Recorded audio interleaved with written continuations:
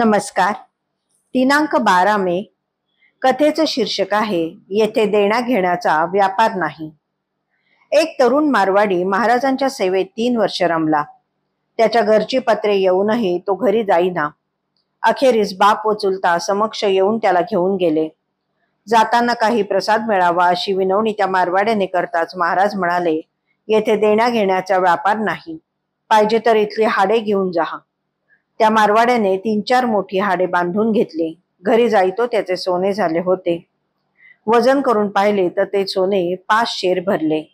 जळी स्थळी काष्टी पाषाणी आणि मनी फक्त पैशाचाच विचार असणे आणि तो खर्च करण्यापेक्षा जमवण्याकडे अधिक कल असणे हा व्यवहारातील कृपणपणा झाला.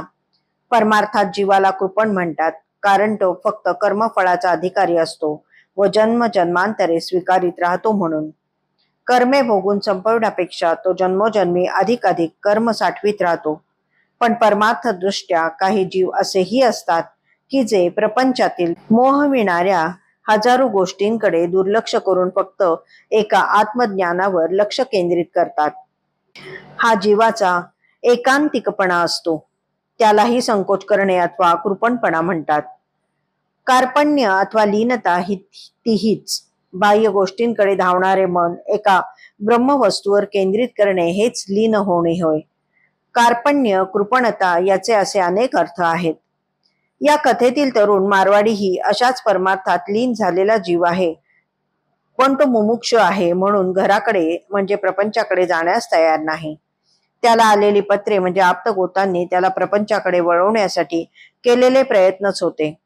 त्याकडेही त्याने दुर्लक्ष केलेले पाहून अखेर त्याचे वडील व चुलते त्या म्हणजे पूर्वकर्म व संचित प्रारब्ध रूपाने समक्ष उभे राहिले.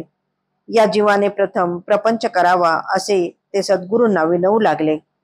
कोण्याही जीवाने आश्रम धर्म क्रमाने पूर्ण करावेत असे धर्मशास्त्र सांगते.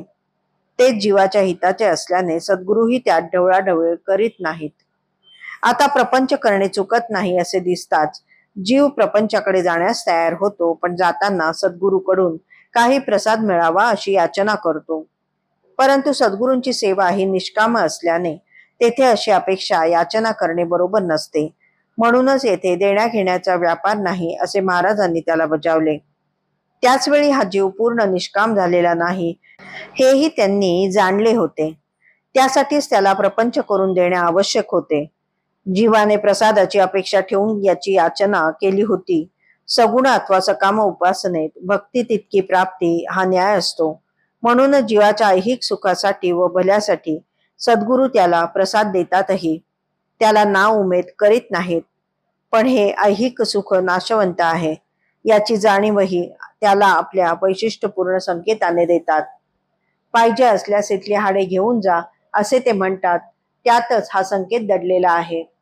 गुरुसेवेत राहूनही जीवाला जर ऐहिक सुखाच्या प्रसादाची अपेक्षा आणि गरज असेल तर इथे म्हणजे गुरुसेवेत कमावलेले सकाम उपासनेचे पुण्य घ्यावे. पण ते संपणारे आहे, या हाडांसारखे नाशवंत आहे असेच त्यांनी सुचवले.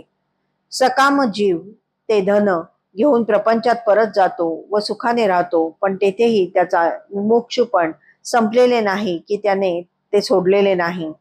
त्याने गुरुस्मरण ठेवलेले आहे.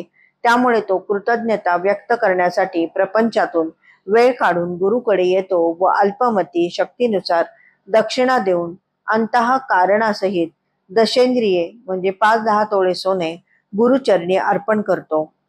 आपले मुमुक्षुपण जपूनही प्रपंचात रमणाऱ्यांना मार्गदर्शन करणारी ही लीला आहे. धन्यवाद.